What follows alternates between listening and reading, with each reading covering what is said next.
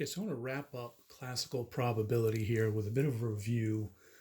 I know that sometimes when you have a whole bunch of different situations and scenarios thrown at you, it can seem a little overwhelming. Like, how on earth am I ever going to figure out when to use which ones of these?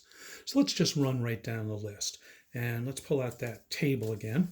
We've got our boys and girls who love and do not love statistics. I'm a little dismayed that there's more people in the do not love statistics column, but we'll work on getting some of you guys moved over to the love statistics column. And here's a bunch of different questions. What is the probability that if we select a student at random from this group that they will be a boy? Okay, that's simple. Just one descriptor, probability they'll be a boy, and it's really easy. Right? There are a total of 30 boys that both love and do not love statistics, total of 30 out of 100. That is our simple probability. And that's going to be 30 out of 100 or 0.3. All right. Now, how about the probability that a person selected at random will be a girl and that they will love statistics? So we want to know the probability there'll be a girl who loves statistics. That happens to be just the people in this box here, right there in the intersection of the row for girls and the column for loving statistics. And again, that's 30 out of the total of 100. So again, 0.3. So simple probabilities, really easy, and probabilities, also really easy. Or slightly more complicated, but not really that bad. What's the probability that a single student selected at random will be either a girl or love statistics or both, or includes the possibility that we get both in there? So that's going to be, what did I say, girl? Yes, probability girl or love statistics. That's going to be all 70 of these, right? These are all girls, and all 40 of these because they all love statistics. But if we count it that way, we're counting the 30 girls twice. So we really have to do the 70 plus the 40, which is 110, minus the 30, which comes out to 80. Or you could just count 10 plus 30 plus 40, count up all the squares for the people that fit the description of girl or loving statistics, and 10 plus 30 plus 40 is 80. So that would be 80 out of 100. Right? So simple, and probabilities, very simple, or a little more to think about, but not horrible. And then we move on to the sequential probabilities, like if I choose 3 students at random. Now that's a little weird for this particular table here, because once I choose a student, if I remove that student from the population, then I've changed the population and I no longer have independent events. So a way to think of this is we've got 3 things to give out to these students.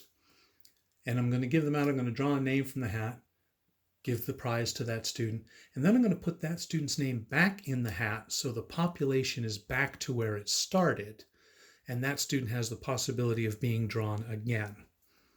And then once we've drawn a second student, I'm going to put that name back in the hat so they have a chance to be drawn a third time. So if we're going to do independent events where there's no change in the probability, we have to reset the situation to where it started. Now, that's not really a terribly realistic situation for this one. It's better for coins, but I want to stay consistent throughout all of these examples here. So if I had to pick 3 students at random with the possibility of choosing the same student over and over again, what's the probability that all 3 would be boys?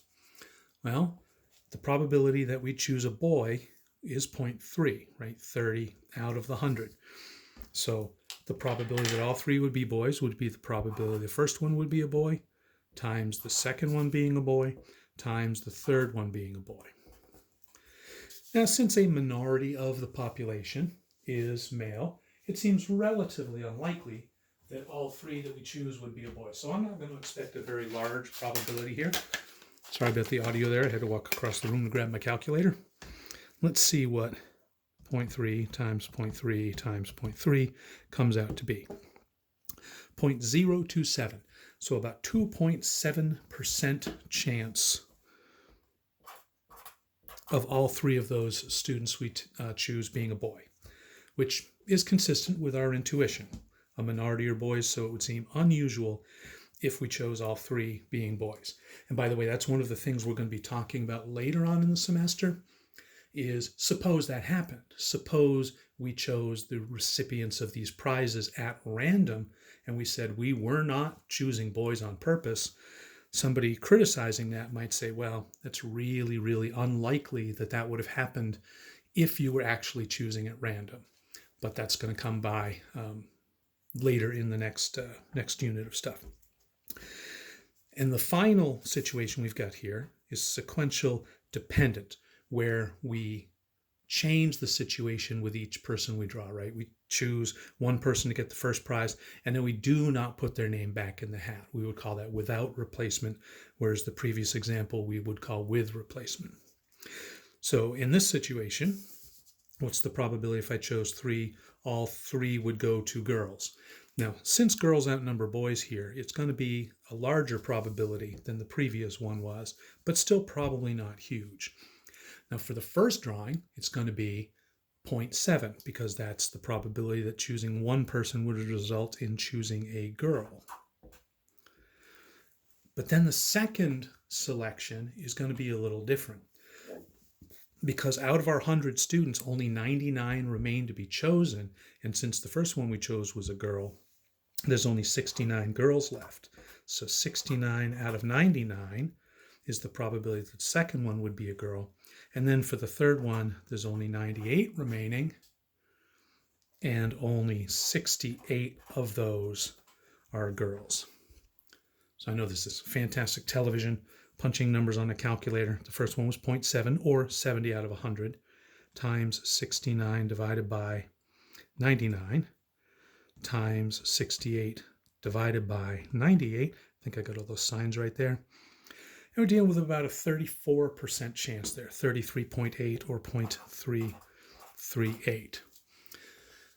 And that matches with my intuition because I said it shouldn't be too terribly large. It's certainly not in the majority, but it's still fairly unlikely. So that is, in a nutshell, what we've looked at for classical probability, and those are what I'm going to hold you accountable for. Simple and an or, and these are all single event situations, and then the repeated events, independent and dependent, or as we call them, without replacement, or with replacement and without replacement. We'll move on to counting methods next.